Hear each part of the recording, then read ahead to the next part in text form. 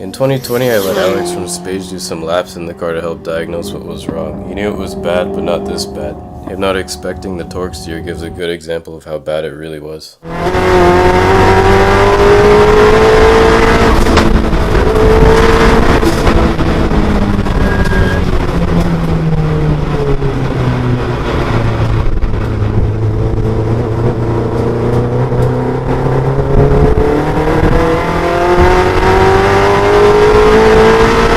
So a car needs to be safe in order to be fast, and it also needs to feel safe. It did not feel safe. So there were three main problems with the front suspension. Issue could be described as an extreme amount of tram lining. That's just following the path of the road. It's a phenomenon in a lot of cars with wide tires, but in this case, it was very extreme, as you can see in that clip. If you're not expecting it, it will put the car where it shouldn't be. The problems are really hard to pinpoint because normally when suspension doesn't work the way you expect, it's a damper issue or a spring issue. So a few clicks here, a few clicks there, different rates, and it's gone. But in this case, it was neither the front dampers or the springs. It was a large amount of compliance everywhere. Everything was flexing.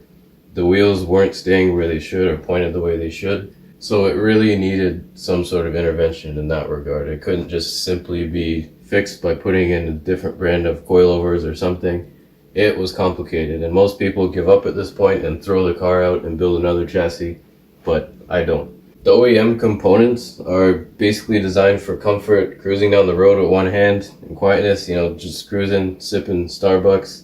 Hit a pothole, it doesn't rip your arm out of its socket. Someone sideswipes you, it doesn't grab the wheel and just dislocate your shoulders or something. It's supposed to just be a comfortable vehicle to drive. It's not supposed to drive like a go-kart. Solid bushings, I've tried that. I put solid bushing, Delrin bushings, custom machined in the control arms, solid Heim joints in the torque arms, solid bushings in the tie rods. It got rid of a lot of the compliance, but I also found the tie rods themselves were still flexing. Subframe was still flexing, struts were still flexing, so it only got rid of a small fraction in this car, mainly because it's very old, but also because of the design of the car itself. Grip levels now are so high that elastic compliance is always triggered, so just turning into a corner, the chassis is behaving like you just crashed it into a curb on the street. You could see visually I'd have 2 degrees of camber at a standstill, and then coming out of the last turn at Cayuga, you could see positive camber in the wheel because the subframe was deflecting that much. It actually deflected so much on one lap that it actually bottomed out the inner CV to the point where it sheared it off in the transmission.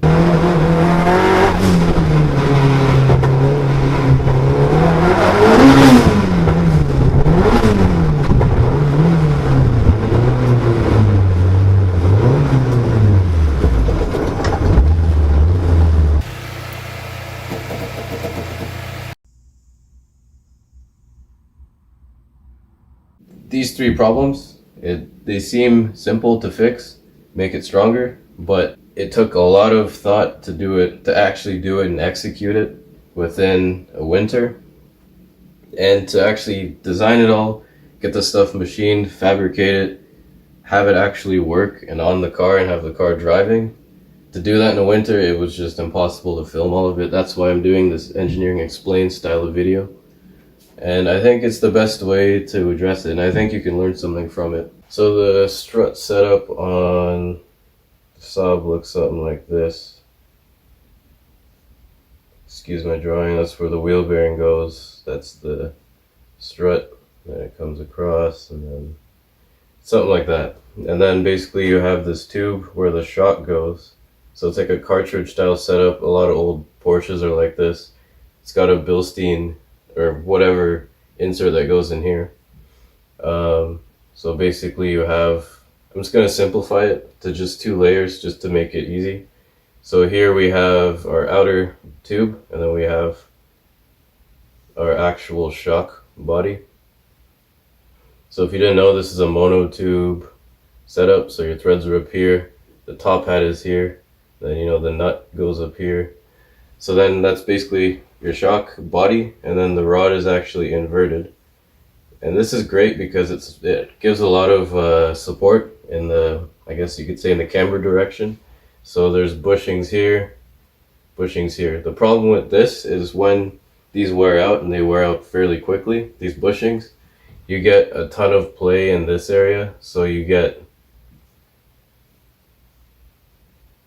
play in here. So basically the whole strut wants to gain camber. So just keep that in mind. So now on some cars you have your steering rack down here, and you have your tie rod down here, and then you have, I don't know, you know what I'm saying? So you have your tie rod down here and a steering arm down here. So when you have this kind of play, all it does is change camber. That's great. That's most cars. That's actually all the Saabs except for the 9.3 and the 900. So not a problem if we had that kind of setup, but we don't. So tie rod isn't down here, and the steering arm isn't down here. The steering arm is up here, and it's behind. I can't really show it to you in this plane. So drawing it on another plane, it would look like this.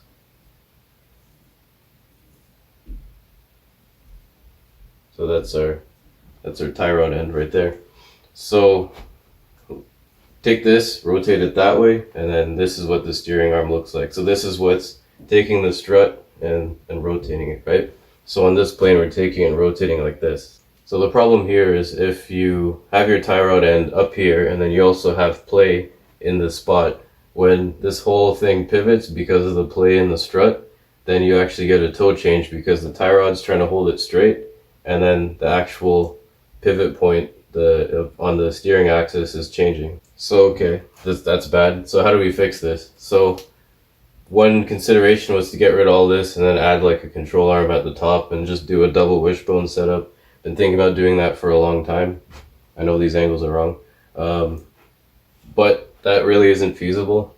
Doing a double wishbone's a pain in the ass. You're gonna have to figure out how to get a strut or a coilover up in here between the two wishbones, or it's gonna have to go to the bottom. It's just a lot of work. I didn't want to do it. So the most immediate and obvious solution, the simplest way, was to just get rid of this play. And it's not like I could just take the Bilsteins and just put new bushings in them because they'd wear out immediately, and then they're also clearanced fairly loose to stop binding, because you don't want binding in the strut. But in this case, I'm willing to trade off a little bit of binding just to have it rigid. So my solution was these bushings are typically about 20-ish millimeters. It's funny, they're actually the same brand and the same exact dimensions as the balance shaft bearings in the engine, which is kind of hilarious. So these are about 20 millimeters wide. So my solution was to just make really wide ones for the top, and then reduce the clearance to about like 1/1000th to 1/1000th, like roughly, between the shock and the actual bushing, right? So, okay, let's do that. What material do you use? So I decided to use Amco. It's basically an aluminum bronze. It's kind of like using brass, but it's a lot more durable. So went with Amco, decided to just make the bushings really long and really tight clearance, and then design the whole setup with a seal at the top so you can just put a lot of grease in and just make sure the entire system is lubricated at all times to minimize binding. So that is basically what I ended up doing, and you'll see that in the photos. So this setup actually really ended up working well. Binding wasn't even a huge issue. Honestly, when I first assembled it, it bound up slightly. Then I found it was just one bushing was slightly incorrectly installed, because these are just press fit and then Loctite it in. Honestly, I got it machined, but then the shock tube, I had to polish it and make sure it was completely free of any scratches of any kind, because that would ruin the bushing and then cause binding, right? But once everything was conditioned properly, I spent many hours polishing these bearings to get them the clearance right. Then it's precision, it works great. So to spill over into the next topic, which is the subframe, the control arms also needed some attention, because I was just using the stock ball joints. So the stock ball joint is like a 2/2 thing with some sort of Delrin or something insert, and then it has its bottom half. This isn't exactly correct drawing wise, but basically it's like this, and then it has a spring on the bottom of it, on the stock ball joint, that keeps it preloaded. This is great. Again, like, it got rid of the old style ball joints that you had to adjust, and there's a grease fitting, you had to re-grease them and all that. It works, it's service free. This is the OEM style, and then it's cast into an aluminum arm. Like, great. But the problem with this is compliance. When you really load up the suspension with these huge tires, once you chuck it into a corner and then hit a curb, this ball joint actually dislocates quite a lot. You can actually have, I don't know, I'd say maybe a 1/4 inch of deflection just in this. So that really isn't a good thing to have. You also have that on these tie rods too, which is why I replaced it with the Heim, because these things are made to not be serviceable. They're just made to just run up their own clearances until they can't run it up anymore, and then you throw them out, right? So what I have to do here is replace it with a Motorsport ball joint. So this is like the same sort of setup. It has the low friction material, it has the ball, it has the stud that comes out the top side, and then you know how it goes. But then down here you can actually adjust it, so it has a nice threaded body and then a nice threaded nut where you can run up this entire thing. You can like stick there's like an Allen key socket and then a grease fitting in here. So you could take this and you can tighten it. You can make it as tight as you want. You can make it as loose as you want. And then as it wears, you have to service it. You can't just leave it. But these things have zero deflection if you set it up right. Plus, I went to, I think it's a 5/8 inch nut that goes on here, so the whole ball stud's bigger. I had to remount the ball joint to go bigger, and then I think the stock one is an M12, I believe. Might be wrong, could be 1/2 inch M12, but either way, this is much stronger. Ball joints don't typically break on McPherson style setups because they're not really loaded by a spring, but I wanted the extra security and I just wanted the durability. So if you overbuild it, like the car weighs around 2,300 pounds, and it makes maybe around 2,500 pounds in downforce. So if you add up those numbers, basically you have 5,000 pounds of instantaneous force when you turn in. So if it's worth building, it's worth overbuilding, because it's hard to actually guess how much load's going into these cars, because we're just taking tin cans, putting a lot of horsepower, a lot of aero, a lot of grip into it, and there's not a whole lot of chassis science that goes into it from the ground up.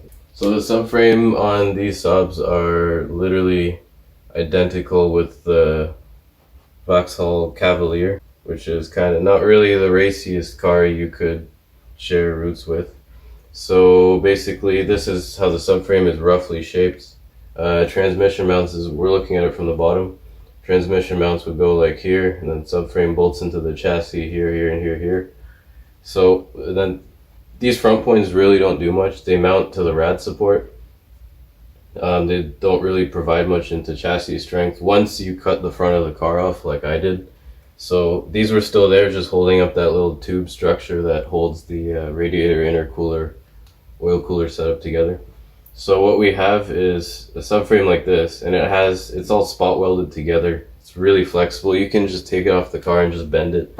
It's really not that strong. And then it has a whole bunch of cutouts. Like there's a cutout in the bottom for where the front control arms go. So there really isn't too much lateral support in this area, which isn't that great, which is mainly what we need out of a subframe, which is lateral support. This subframe was clearly designed for compliance. Like if you crash the car or something, you need it to just brake. So this actual control arm pickup point bolts into the chassis, and that's what bolts through the subframe and into the chassis, so it's holding the subframe up and that torque arm. So in, say with a huge brake torque, you have force coming in this way. It's trying to rotate this whole assembly, so only thing you're loading is this bolt because it's made from stamped steel. It's really not transferring any load to any other points. This setup just is terrible for a race car. With narrower tires, like the Pirellis, it worked. Obviously, it's still torque steered. It's still under brake torque. It still wandered everywhere, and it wasn't the best, but it worked. But as soon as you hang tires like way out here, like it's just useless. Like you get on the power, the torque arms are pulling it forward, and then the struts we discussed before, the struts are deflecting, so it's just a disaster. So the whole idea here was, okay, I can just strengthen the subframe. This was before I had to dry some of the car. I'm like, well, I could take a tube, weld it across here, but it's got to like bend under the oil pan, and it's a whole bunch of weird stuff. There's a 6-point brace someone, or a genuine Saab sells. It looks something like this. It's great. It holds everything sort of together, but also this subframe is shaped sort of like that from the side view. And then the arms are here, and then the attachment points are here. So there's no vertical support where the control arms are, so the 6-point brace doesn't do much in that regard. And also, I have the splitter. I have 2 bosses coming out here, and then the splitter mount goes up to the front of the car here. So this is just taking the subframe and twisting it in directions it was never meant to be twisted in. So this needed a major overhaul to even work a little bit with the big tires. So the whole idea was just, the strongest thing is take these 4 points and then just X them, and then mount the arms as close to those points as I can, and then get the geometry right. So that's exactly what I did. So the subframe I ended up with was something using the best 4 points and then straight up, like very simple. Like this is just a very easy design. All I had to do was make some weld cups and then just X between these points. It doesn't need to be that complicated. And then, okay, it's X there, just attach tubes right here. Okay, rear control arms, we don't want them on the subframe attachment point anymore, so we're gonna put them back here and then attach them here. So when load comes in, the load is distributed to all the points to make it strong. So great, this arm came out that way. So now, where do we attach the front control arm? Right here is too close, even though that would be the ideal strong point. But we couldn't make that happen just because the arms need to be further forward. So basically, tube comes out here. This is all made from 1.75 inch 095 wall, so basically cage tubing. So this tube comes out, and then the heim sits right here. It bolts into the end because that tube is capped, and then basically the arm comes out from there. So that is about as clean as we can make it structurally. So to support the control arm point, basically we have a tube coming in here, supporting it, and then that is our subframe. Very, very strong in the lateral plane, but now we need to make it strong in the vertical plane. So from the side, it was literally just a flat X with bosses, and then now I need to make the front part of the subframe that supported the splitter. So that portion just comes out, and then this attaches to the rad support up here, and then this attaches here, and then there's a tube. And then the way this is there's a boss right here, and then there's the tubes that come off of it, so the bolt can actually go into the subframe, attach this to that, and sandwich that heim there. It's actually a 3/4 inch bolt that fastens all this together, and it's a huge heim, so that's a very strong joint. So yeah, back to the triangulation. This made a tube that comes up and triangulates nicely here, and then this attaches to the actual chassis of the car. So now we actually have some vertical stability to that. And then right in this crutch, this is where the splitter mount goes now.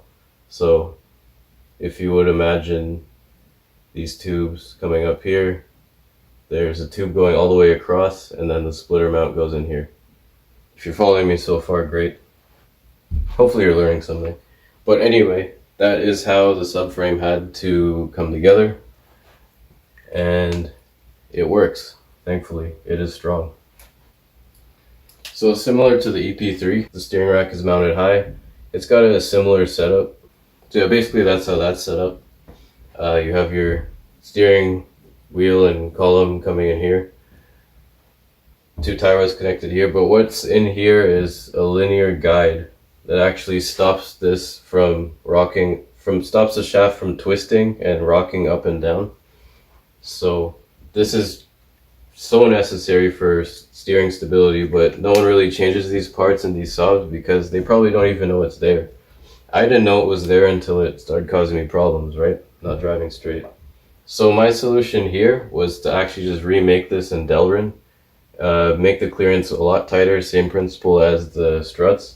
So basically refresh it. The old one was all beat up, and you can tell it's made to comply with, you know, you hit a pothole, you don't want it all transferred to your hands because it's a Euro comfort car, right? So made that out of Delrin, got rid of all the up and down slop, and I actually made it wider because this actually acts as the rack stopper. This is the distance of travel between both sides. So by doing that, I could actually limit the steering lock. And then the problem I was having was the tires were hitting the body and the control arms because they're so big, they're not made for it. So using this as a rack stopper made the whole situation safe because, you know, you could fully just hit the car on the lock if it's sideways and you don't have to worry about a tire binding up on the chassis. So, and then that was also dealt with in the strut. I didn't talk about that. The steering arm on the strut was actually shortened, like substantially. So the steering ratio is very quick in the car now. It's honestly what I think an old school Le Mans car would feel like. It's lock to lock is literally this. You can do it without taking your hands off the steering, which is a very great thing, and it feels phenomenal. So that's how you make that happen on a Saab, by the way.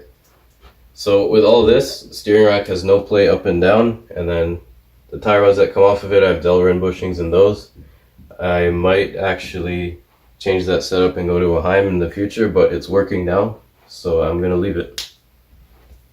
So this clip right here is actually from 2021. This is the most recent hot lap I've done in the car. This first part of the video, I basically demonstrate the steering feel. Just, you can see me just throw it left and right a bit, like showing the on-center feel. This particular footage doesn't have any audio, just because I straight up forgot to plug in the microphone. But it is a minute 16.1 or something like that. So pretty happy with that, because the car was running literally, you could see it on the gauge there, it was around 14 pounds of boost. No front end on the car, no nothing. And it actually tracks straight. Can dive into a braking zone, chuck it in. The rear end hops around like crazy because the shocks need some work in the back, but the front end is just, it's so good. You can just see how little steering input's needed to actually drive it. Now it's starting to feel like a go-kart. Right here through the S's, like foot to the floor right here, and then left foot brake, and then just keep the turbo spooling, and then release the brake right here. Pulls out of the corner easily. Hop on the brakes, turn in. Like, no, front end is just completely hooked up now. That little hop across the track there, probably unnoticeable in video, is just because the diff locking up. Like, the rear was bouncing so much that when the rear corner dropped, it was picking up the front inside corner. And then when it came down, all that wheel speed just upset the car. But really not the most aggressive driving here, but to pull off a 16 with maybe in the 300s for horsepower is incredible to me. I just can't wait to see what the car does on higher power.